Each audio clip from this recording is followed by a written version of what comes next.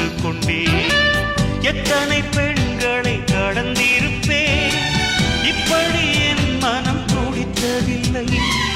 இமைகள் இரண்டையும் திருடிக் கொண்டு உறங்கச் சொல்வதில் நியாயமில்லை.